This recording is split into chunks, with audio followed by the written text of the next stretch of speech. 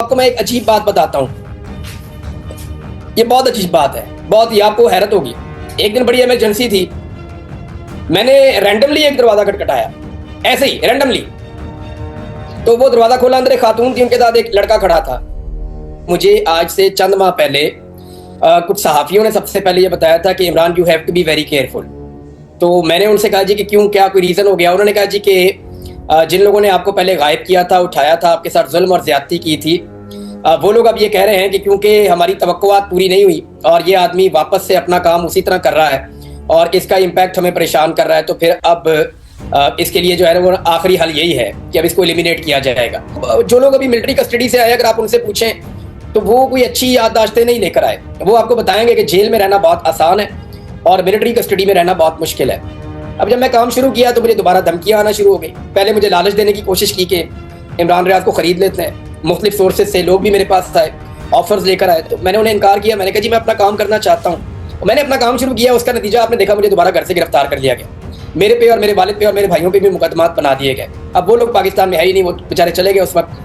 फिर मेरी एक गाड़ी है, उसके साथ एक डिवाइस मिली हमें लगी हुई, क्योंकि गाड़ी उठवाई हमने, उठवा के उसको हम धुलवा रहे थे।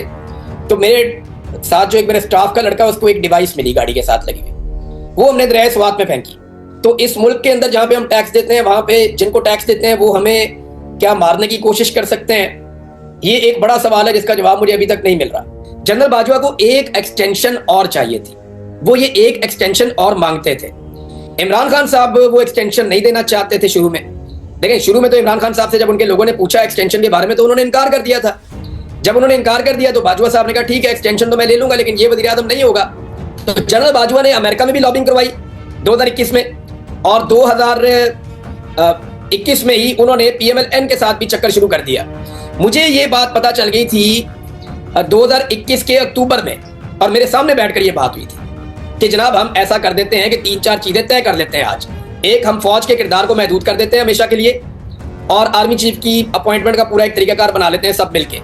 दूसरा, हम इलेक्शन का एक तरीकाकार बना लेते हैं सब मिलके, ताकि आइंदा इलेक्शन के ऊपर उंगली ना उठाई जा सके।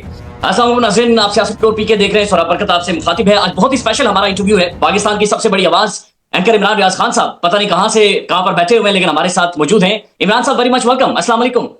वालेकुम अस्सलाम सर, बहुत शुक्रिया आपका, आपके उन अल्फाज के लिए भी बहुत शुक्रिया जो आपने मेरे लिए चंद दिन पहले बोले। मैं बड़ा मशकूर हूँ आपका और बहुत सारे और दोस्तों का जो इस बात को याद रखते हैं कि हम सबको जीने का हक कम से कम जो है वो होना चाहिए, और बोलने का हक तो ज़रूर होना चाहिए। जीने का हक होना चाहिए, बोलने का हक होना चाहिए, डेमोक्रेसी होनी चाहिए। मैं उन तमाम आवाज़ों का शुक्रिया अदा करता हूँ जो रूल ऑफ लॉ के लिए, फ्रीडम ऑफ स्पीच के लिए और पाकिस्तान में इंसानी हकूक़ की खिलाफ वर्जियों को रोकने के लिए बुलंद होती हैं। तो उनमें एक बड़ी तवाना आवाज़ आपकी भी है, तो आपका भी बहुत शुक्रिया।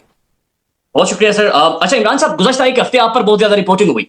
दो बड़े मोतबर साफी शाहिद असलम साहब और अहमद नूरानी साहब, उन्होंने बाकायदा अपने व्लॉग्स के अंदर जिक्र किया कि खुदा ना खास्ता आपको एलिमिनेट करने का प्लान था, आपके ऊपर अटैक किया गया और आपको मारना मकसद था। Is it true? देखिए, मैं आपको टाइमलाइन नहीं बता सकता चीज़ों की, उसके रीजंस हैं, लेकिन मैं आपको ये बता देता हूँ कि मुझे आज से चंद माह पहले कुछ सहाफ़ियों ने सबसे पहले ये बताया था कि Imran you have to be very careful.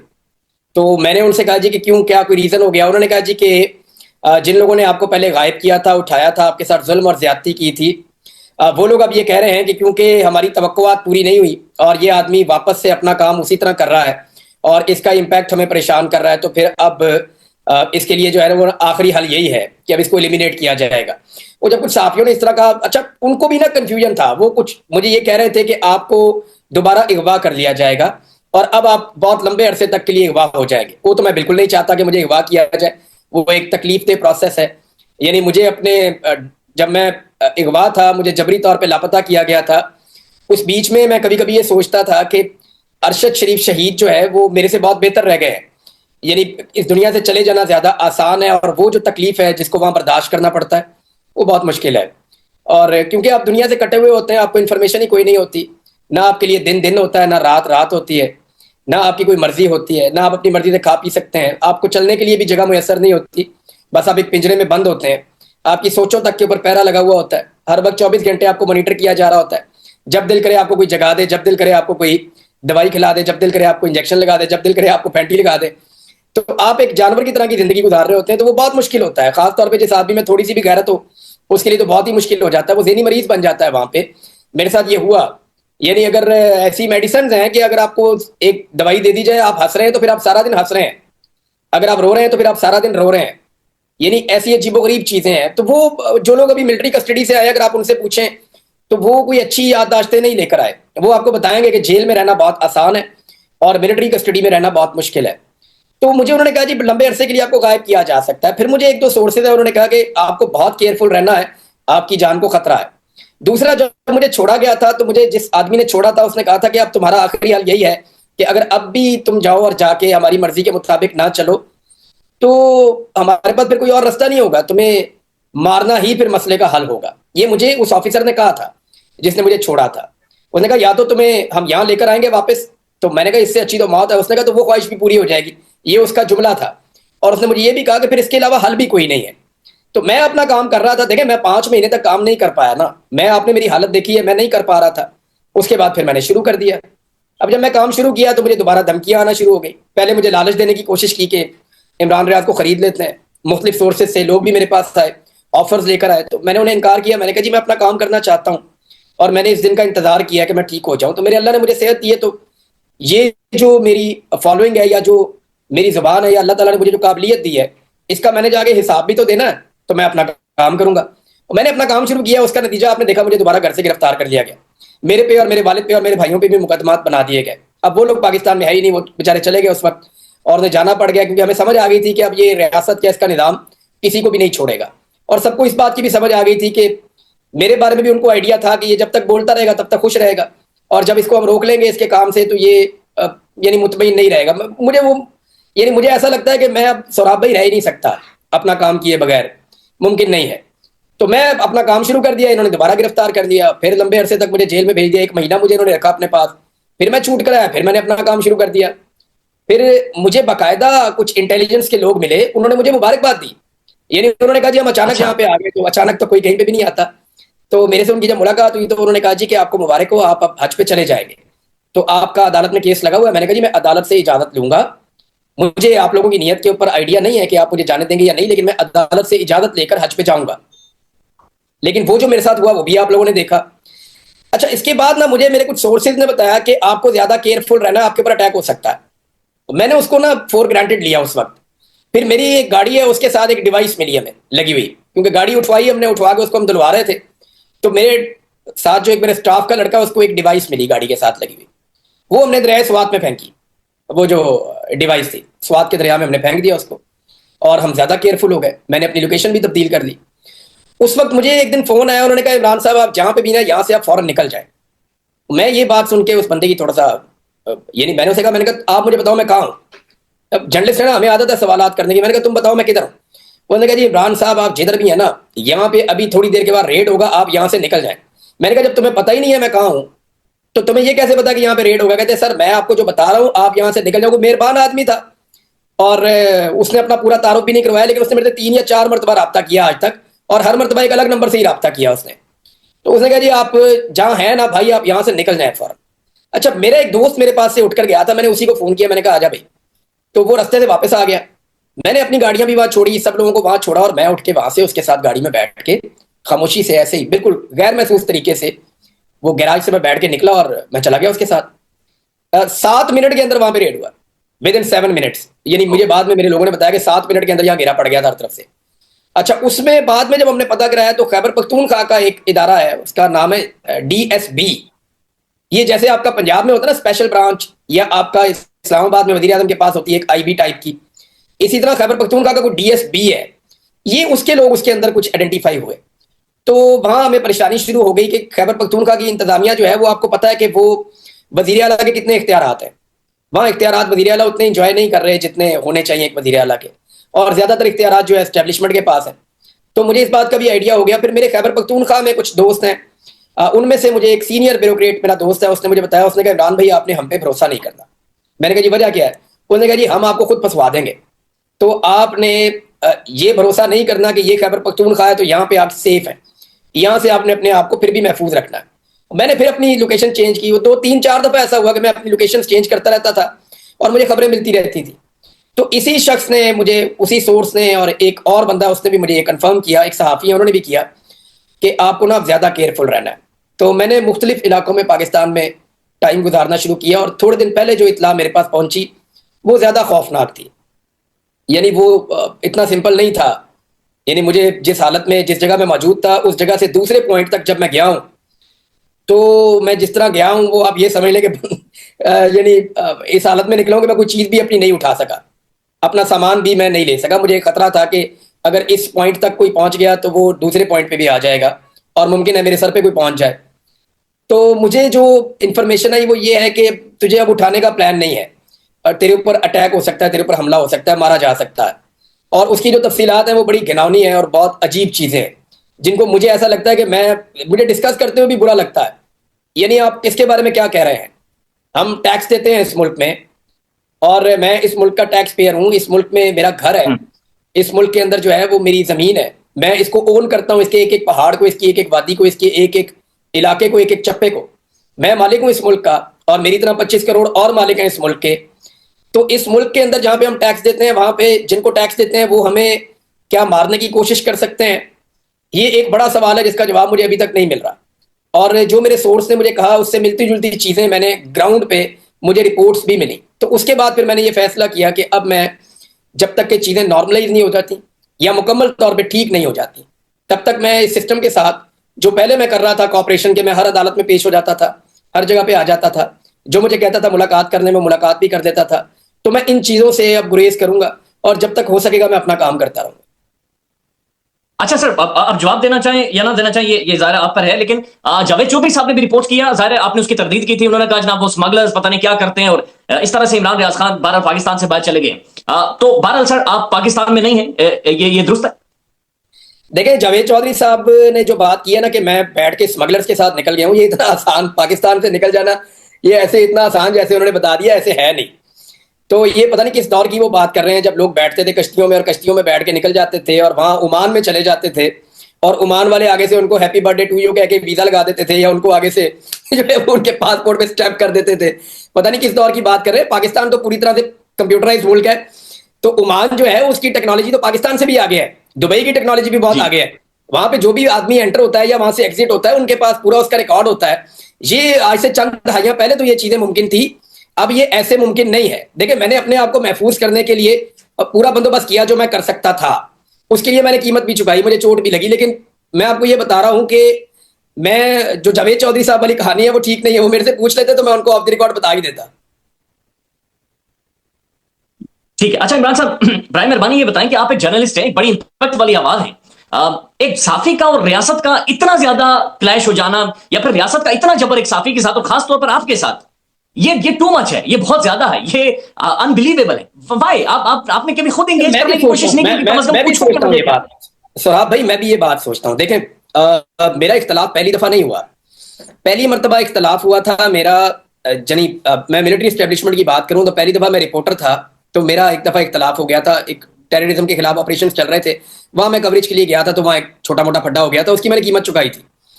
दूसरी मरतबा लाहौर में ISI का एक दफ्तर है, हम वजीर आला हाउस में कवरेज के लिए गए, तो उस ISI ऑफिस के जो दफ्तर के मुलाजमीन हैं उन्होंने कुछ सहाफियों को मारा। दूसरी दफा उनके साथ वहां एक झगड़ा हो गया था, उसकी भी बाद में इंक्वायरी हुई और हमारी सुलह हो गई थी। तीसरी मरतबा मुझे जो लड़ाई हुई वो ये हुई कि मुझे ये इंस्ट्रक्शन दी गई ISPR की जानिब से, ये आ रही थी बार बार 2014 में, कि इमरान खान साहब का जो धरना है उसको बड़ा बड़ा करके दिखाएं और उसको ग्लोरीफाई करें। तो मैंने वो करने से इनकार कर दिया था। तो 2014 का आप रिकॉर्ड निकाले तो एक्सप्रेस न्यूज़ में मैंने रिजाइन कर दिया था। उसकी वजह ये थी कि वहां पे यूसुफ बेग मिर्जा और कुछ उनके और साथी थे, वो दबाव डालते थे कि आप कुछ भी करें, आप ग्लोरीफाई करें जो भी इमरान खान और तारिक कादरी इस्लामाबाद में कर रहे हैं। तो मैंने उन्हें कहा कि वो जो कर रहे हैं वो उतना ही रहेगा, यानी अगर आप मुझे ग्राउंड पे भेज रहे हैं और मैं जाके वहां पे कवरेज कर रहा हूं, तो जितनी बड़ी तादाद में लोग होंगे मैं उतनी बड़ी तादाद में बताऊंगा। अगर वहां पे 1 लाख लोग हैं तो मैं 1 लाख बताऊंगा, और अगर 1 लाख नहीं है तो मैं 1 लाख नहीं बताऊंगा। तो इनकी जिद थी कि उसको ग्लोरीफाई किया जाए, तो मैंने उससे इनकार किया। फिर मुझे एक्सप्रेस न्यूज से इन्होंने ऑफ एयर कर दिया। जब ऑफ एयर किया तो मैंने रिजाइन दे दिया, मैं फिर दुनिया टीवी में चला गया। बाद में सुल्तान लखानी साहब को एहसास हुआ, उन्होंने वो सारे बंदे निकाल दिए नौकरी से और मुझे वापस बुलवा लिया, मैं वापस एक्सप्रेस न्यूज में आ गया था। तीसरा ये था। चौथा प्रॉब्लम शुरू हुआ 2021 में। देखिए, इमरान खान के खिलाफ जो रजीम चेंज का मामला है ना, ये 2022 में नहीं हुआ, ये एक्चुअली 2021 में हुआ। और 2020 में भी इमरान खान साहब की हुकूमत को गिराया जा सकता था, लेकिन हुआ ये था कि कोविड आ गया था। कोरोना वायरस की वजह से रजीम चेंज ऑपरेशन जो है वो डिले में पड़ गया था। आपको याद होगा कि 2020 में जो बाइडन ने इलेक्शन जीता था नवंबर में, और 2020 का जो दिसंबर है उसमें पाकिस्तान के टीवी चैनल्स के ऊपर, हम भूल जाते हैं बहुत जल्दी, ये प्रोग्राम शुरू हो गए थे कि पाकिस्तान में रेजीम चेंज होने वाला है और इमरान खान साहब की हुकूमत को घर भेजकर दूसरी हुकूमत बना दी जाएगी। ये मामला 2021 में हो जाना था। जब जो बाइडन आ गए थे उसके बाद 2021 में ये मामला हो जाना था, लेकिन ये मामला हो नहीं पाया, ये डिले होता गया और उसके बाद ये मामला 2022 के शुरू में मंतकी अंजाम तक पहुंच गया। अब ये जुड़ता है जनरल बाजवा की एक्सटेंशन के साथ। जनरल बाजवा को एक एक्सटेंशन और चाहिए थी, वो ये एक एक्सटेंशन और मांगते थे। इमरान खान साहब वो एक्सटेंशन नहीं देना चाहते थे शुरू में।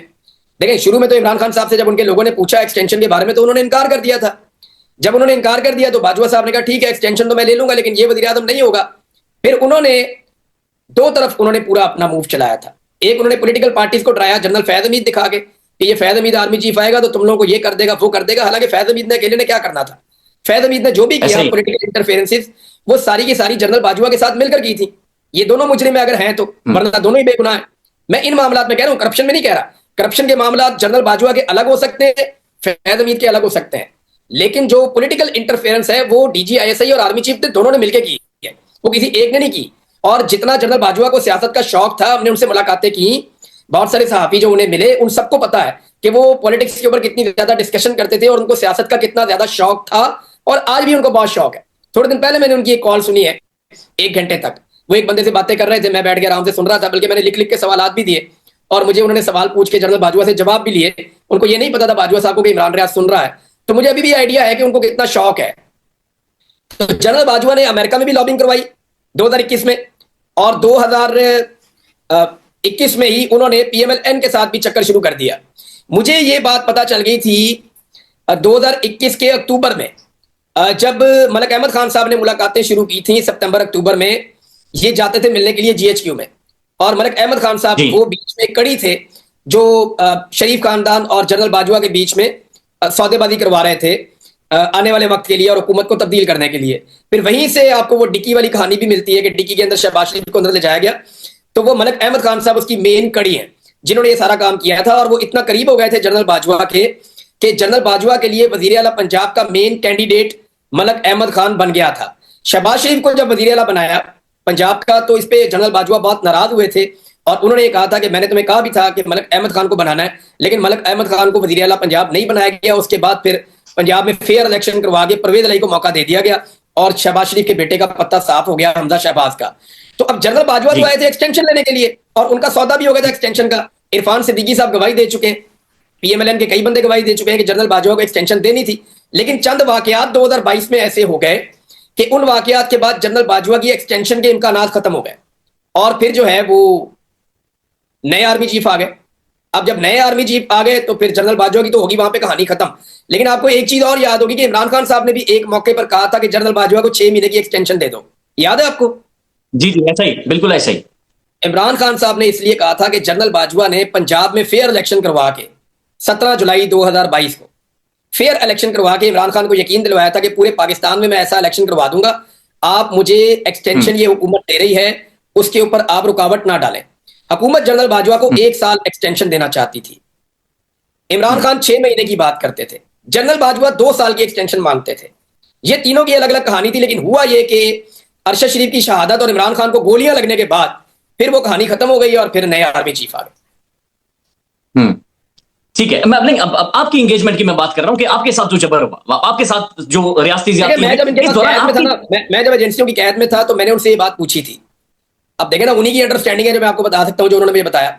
मैंने कहा जी मैं क्यों, और भी बहुत सारे सहाफी तनकीद करते हैं, मेरे से 4 कदम आगे जाके भी करते हैं तनकीद, बहुत सारे लोग करते हैं, कहते हैं यार इम्पैक्ट। मुझे उस ऑफिसर ने कहा, मैंने उसकी शक्ल नहीं देखी, मेरी आंखों पे पट्टी बंधी हुई थी, उसने कहा इमरान साहब इम्पैक्ट। मैंने कहा वो क्या मतलब? कहते हैं यार वो बोलते हैं तो हमें फर्क नहीं पड़ता, आप बोलते हैं तो हमें बहुत इम्पैक्ट होता है, आपकी जो व्यूअरशिप है वो हमें मुतासर करती है, आपका इम्पैक्ट ज्यादा इसलिए हमें पसंद नहीं है कि आप हमारे खिलाफ बोलें। और मैंने कहा जी मैं आपके खिलाफ तो नहीं बोल रहा, मैं तो ठीक बात कर रहा हूँ, जो बात मुझे ठीक लगती है वो मैं कर देता हूँ, क्या डेमोक्रेसी के लिए बात नहीं हो सकती? तो जब मुझे छोड़ा तो मुझे ऑफिसर के अल्फाज याद है, उसने कहा था हमारा मुल्क है, हम खुद चला लेंगे, आप ज्यादा फिक्रमंद ना हो इसके बारे में। तो मैं उस वक्त मेरी हालत भी इतनी अच्छी नहीं थी, तो मैंने उससे हाथ मिलाकर उसे कहा गुड लक, ठीक है अब चला ले मुल्क। तो जो मुल्क चला है पिछले 2.5-3 साल में उसका आपको आइडिया है। और दूसरा मुझे लगता है कि जाती कोई रंजिश है या कोई गुस्सा है, मुझे जाती तौर पे ऐसा नहीं है, यानी किसी के साथ कोई जाती गुस्सा तो मेरा हो नहीं सकता, कोई जाती झगड़ा तो है नहीं। हाँ, पीएमएलएन से मुझे शिकवा है कि इन्होंने हमेशा ट्रक की बत्ती के पीछे लगा के इनकलाब का नारा लगा के अवाम के जज्बात बेच दिए और हमेशा इन्होंने बूट पॉलिश शुरू कर दी।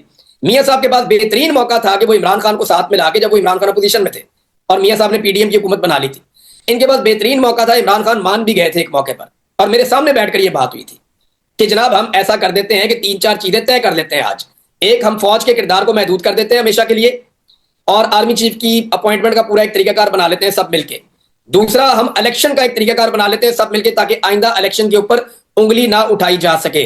और तीसरा, मईशत के ऊपर यह तय कर लेते हैं कि कोई सियासत मईशत पे नहीं करेगा, एक रोड मैप बना देते हैं, आइंदा 20 साल तक उस ट्रैक पे हम चलेंगे। ये 3 चीजें इमरान खान साहब तय करने के लिए तैयार थे और इमरान खान और नवाज शरीफ के बीच में इसमें कुछ जो है वो पैगाम रसानी भी हुई थी, लेकिन मियां साहब ने वो मौका भी जाया कर दिया और उन्होंने अपनी बेटी को और भाई को जो है वो जाली फार्म 47 के ऊपर वज़ीर आज़म, तो वहां तो मेरा इख्तलाफ हो सकता है, लेकिन ये इदारों को पता नहीं क्या प्रॉब्लम हो रहा है, मेरी समझ से बाहर है। यानी और भी लोग तनकीद कर रहे हैं बहुत सारे, और यानी मुझे हैरत होती है कि मुझे उठाया तो 5 महीने गायब कर दिया, 5 महीने मुझे गायब कर दिया। मैं किसी को 1 मिनट भी गायब होने की मैं या जबरी तौर पे लापता होने की मैं हमायत नहीं कर सकता, लेकिन बात यह है कि यहां पे करें ना किसी सहाफी को इस्लामाबाद से उठा के 1 महीना भी गायब करके दिखाएं, 2 घंटे गायब करके दिखाएं, नहीं। लेकिन मेरे लिए इन्होंने बहुत रिस्क लिया, मुझे इन्होंने 5 महीने तक, इन्होंने बीच में 1-2 मौके ऐसे आए कि मुझे लगा कि मैं जिंदा नहीं रहूंगा और शायद मैं मर भी जाता। मैंने अपना सर फाड़ लिया एक दिन टकरे मार मार के किले के अंदर। मेरे साथ एक बंदे ने बदतमीजी की, मैंने उसे काबू करने की कोशिश की, वो मेरे नहीं काबू आया, मैंने जंगला पकड़ के टकरे मारना शुरू कर दी और मेरा सर फट गया और सारा मैं खून से भर गया था। मुझे अच्छी तरह याद है वो दिन भी। तो मुझे तो लगता था मैं यहां से जिंदा निकलूंगा ही नहीं। मुझे सौराब खुद मैं ये सवाल बार बार अपने आप से पूछता हूं कि प्रॉब्लम है क्या। यानी मैं बार बार इन्हें कहता था जी आप ले आए वो खबर, एक खबर ले आए जिसपे मेरे ऊपर कोई फौजदारी मुकदमा बनता हो। आपने मेरे ऊपर 30 मुकदमे दिए, मैं 90% से ज्यादा मुकदमात में बाइज्जत बरी हो गया हूं, साबित ही नहीं कर सके आप आज तक। एक जुमला, एक खबर, एक कहानी ले आए जो आपको लगे यहां पे मैंने गलत कहा है या मैंने कोई ऐसी चीज दी है जो गैर कानूनी या गैर आईनी है, आप मुझे प्रोसिक्यूट करें, मुझे अदालत में ले जाएं, मुझे आप सजा दिलवाएं। लेकिन वो कहते हैं जी नहीं वो मसला नहीं है, अगर वो होता तो फिर आप यहां ना होते। इमरान साहब ये मसला आखिर है कि जी जी, मैं हमारे कुछ सहाफी हैं, वो ना जाके कुछ बड़े सीनियर लोगों से मिले थे जब मैं अगवा था, ना सिर्फ सहाफी बल्कि कुछ बड़े बिजनेसमैन हैं वो भी। इन लोगों ने मुझे बाद में बताया, इन्होंने कहा कि इमरान साहब ये जो एस्टेब्लिशमेंट है ना, अब वो लोगों के नाम लेना मुनासिब नहीं है, वरना कल से मेरे ऊपर एक नया सिलसिला शुरू हो जाएगा। मैं मुसीबत खुद खरीदता भी तो हूं ना, जरूरी नहीं है कि सारी मुसीबतें मेरे ऊपर खुद ही आ रही हूं, बहुत सारियों को मैं खुद भी दावत दे देता हूं बाद औक़ात। मैं आपको क्लियरली ये बता देता हूं, मुझे उन्होंने कहा कि यार आपका नाम लेते ही ऐसा चेहरा बिगड़ता है, ऐसे मुंह से फूल झड़ने लगते हैं कि खान साहब हम आपको क्या बताएं। तो कोई जाती नौयत की भी नफरत है, मैं इन लोगों को जिंदगी में कभी मिला ही नहीं, लेकिन इतनी नफरत कहां से आई मेरी समझ से बाहर।